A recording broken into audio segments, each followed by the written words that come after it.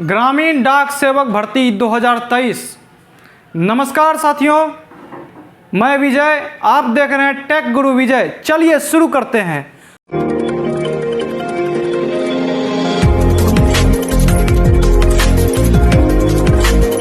तो आज हम लोग जानेंगे ग्रामीण डाक सेवक जीडीएस के बारे में।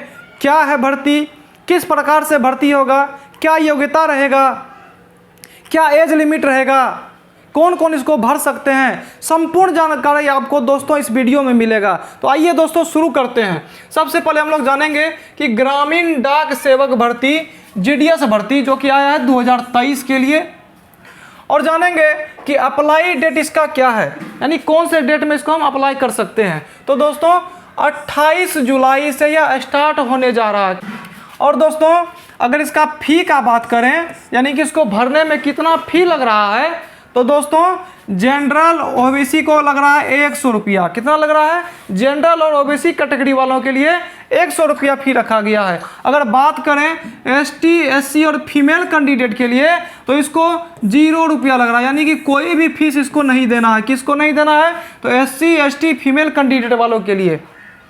और आगे जानते हैं दोस्तों कि इसका एज लिमिट क्या रखा गया है। एज लिमिट इसका कम से कम 18 होना चाहिए और अधिकतम से अधिकतम 40 होना चाहिए। अगर बात करें ओबीसी कैंडिडेट की, तो ओबीसी जो कैंडिडेट है उसको 3 साल का छूट दिया जा रहा है एज में। अगर बात करें एससी और एसटी कैंडिडेट की, तो इसको 5 साल का छूट दिया जा रहा है फॉर्म भरने के लिए एज लिमिट में। यानी कि जो आपका एज लिमिट एरिया रखा गया है या 18 से 40, इसमें आपको ये ऐड करके मिल जाता है।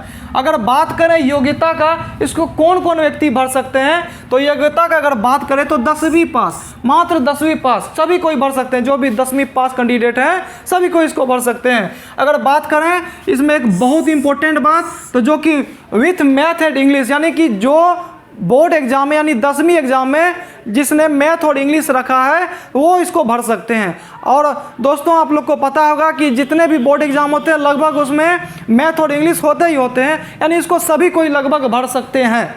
और अगर बात करें तो नाउ द लोकल लैंग्वेज, यानी कि आप जिस भी क्षेत्र से फॉर्म भर रहे हैं उस क्षेत्र का आपको लोकल लैंग्वेज आना चाहिए। जैसे मान लीजिए आप बिहार से बिलोंग करते हैं तो आपको हिंदी लैंग्वेज आता होगा, यानी कि आप जाके इसका ऑफिशियल वेबसाइट पे देखिएगा तो सारा एरिया का लोकल लैंग्वेज दिया गया है।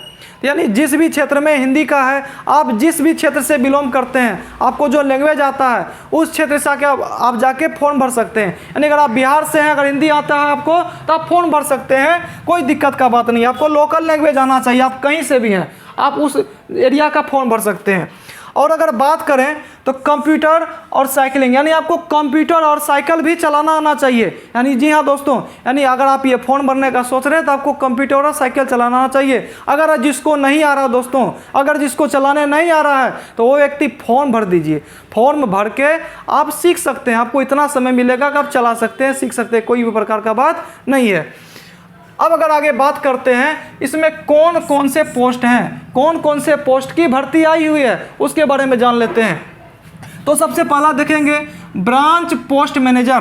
ब्रांच पोस्ट मैनेजर यानी कि जो ब्रांच का मुख्य व्यक्ति रहता है, जो मुख्य अधिकारी रहता है, उसको हम लोग कहते हैं ब्रांच पोस्ट मास्टर, यानी उसका वैकेंसी है। और अगर बात करें सेकंड नंबर में तो असिस्टेंट ब्रांच पोस्ट मैनेजर, यानी कि इससे जो है छोटा पद होता है। ब्रांच यानी कि ब्रांच पोस्ट मैनेजर से छोटा पोस्ट होता है असिस्टेंट ब्रांच पोस्ट मैनेजर। और अगर बात करें डाक सेवक, तीसरे नंबर में है डाक सेवक।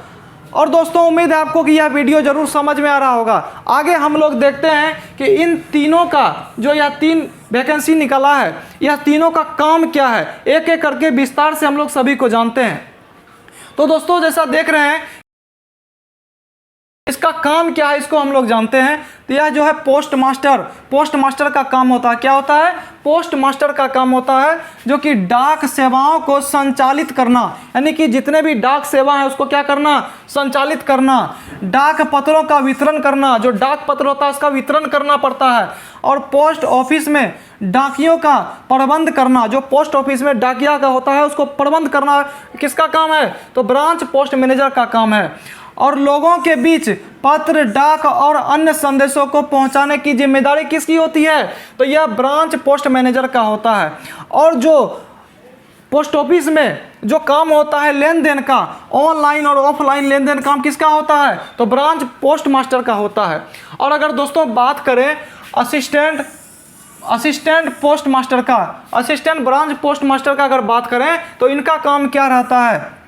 तो देखते हैं असिस्टेंट ब्रांच पोस्ट मास्टर का काम क्या रहता है दोस्तों। यह डाक विभाग के मुख्य पोस्ट मास्टर, डाक विभाग के मुख्य पोस्ट मास्टर के सहायक के रूप में काम करता है। यानी कि जो पोस्ट मास्टर जो रहता है, हेड पोस्ट मास्टर जो रहता है, उसका यह सहायक का काम करता है। कौन? असिस्टेंट ब्रांच पोस्ट मास्टर जो है यह सहायक के रूप में काम करता है। और उनकी प्रमुख जिम्मेदारियां, जो उनका प्रमुख जिम्मेदारियां हैं, उसमें क्या करता है? पोस्ट ऑफिस के दिनचर्या और कार्य प्रबंधक का ध्यान रखना शामिल है। यानी यह सभी काम किसका है? तो असिस्टेंट ब्रांच पोस्ट मास्टर का है। और इसके साथ ही वे डाकियों के साथ साथ सहायता करते हैं। यानी जो डाकिया होता है ना, उसको भी यह सहायता करते हैं, समान ग्राहक को सेवा प्रदान करते हैं। यह सभी काम किसका है? असिस्टेंट ब्रांच पोस्ट मास्टर का।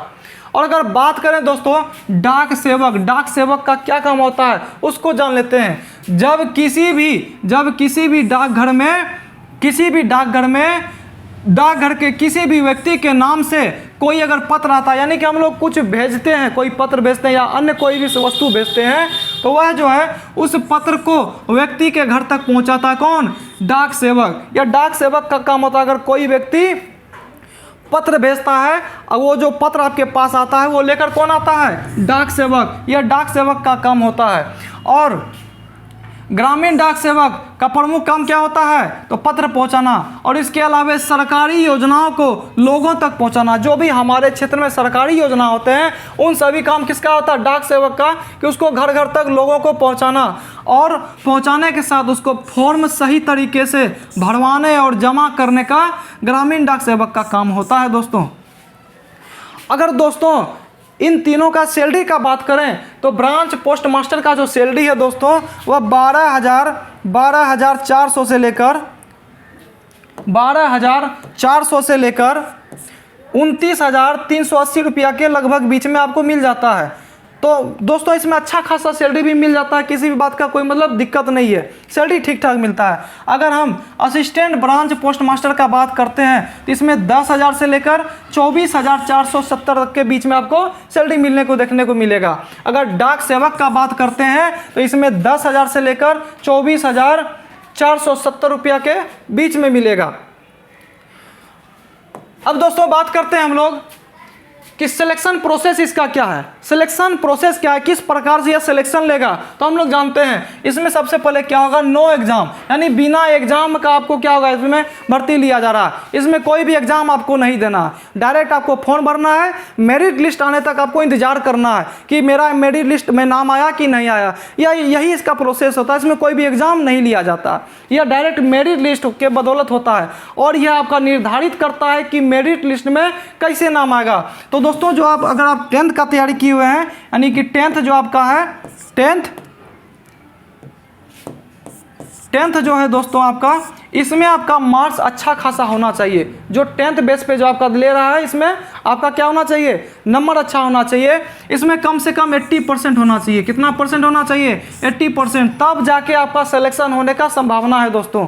अगर इससे अगर आपका कम है तो यह जो है कि इसमें होता क्या है कि मतलब ज़्यादा परसेंटेज वाला बच्चे पहले आ जाते हैं। इसका प्रोसेस क्या होता है कि मान लीजिए आपका 80% है, आपका क्या है 80% है, और मान लीजिए दूसरा कैंडिडेट का क्या है, इसमें 90% है। ठीक है, कितना है? 90% है। अगर और कैंडिडेट का बात करें तो 85 है, और बात करें तो मान लीजिए कितना है? 91 है। इसी प्रकार से क्या मान लीजिए डाटा आता है, और वह किसको सबसे पहले चूज करेगा? वो किसको सबसे पहले चूज करेगा दोस्तों? वह सबसे पहले 91% वाले को चूज करेगा, क्योंकि इसका नंबर ज़्यादा है। अगर इसके बाद बात करें तो इसका, यानी इसी प्रकार से प्रोसेस चलते रहता है। यानी जिसका ज़्यादा नंबर है वह क्या होता है कि उसको सबसे पहले लिया जाता है। ठीक उसी प्रकार से ऊपर से नीचे आता रहता है। अगर वैकेंसी जितना है, अगर उसमें से अगर सीट बच जाता है तो कम परसेंटेज वाले को भी मिल जाता है, लेकिन कम से कम 80% होना चाहिए, तब दोस्तों इसमें आप फॉर्म भर सकते हैं। फॉर्म आप भर सकते हैं। फॉर्म भरने के लिए आपको जो है कुछ नहीं लगेगा फॉर्म भरने के लिए, बस आपको पास चाहिए। क्या चाहिए? पास चाहिए। बस आप 10th पास होंगे तो आपका फॉर्म भरा जाएगा। फॉर्म भरने में आपको किसी भी प्रकार का कठिनाई नहीं होगा। लेकिन यहाँ जो बात आता है कि मेरिट लिस्ट में आपको आना, तो मेरिट लिस्ट में आने के लिए कम से कम दोस्तों आपको 80% होना चाहिए। अगर आपको कोई दोस्तों बता रहा है कि इससे कम में हो जाएगा, वो उम्मीद नहीं रखिएगा कि आपका होगा।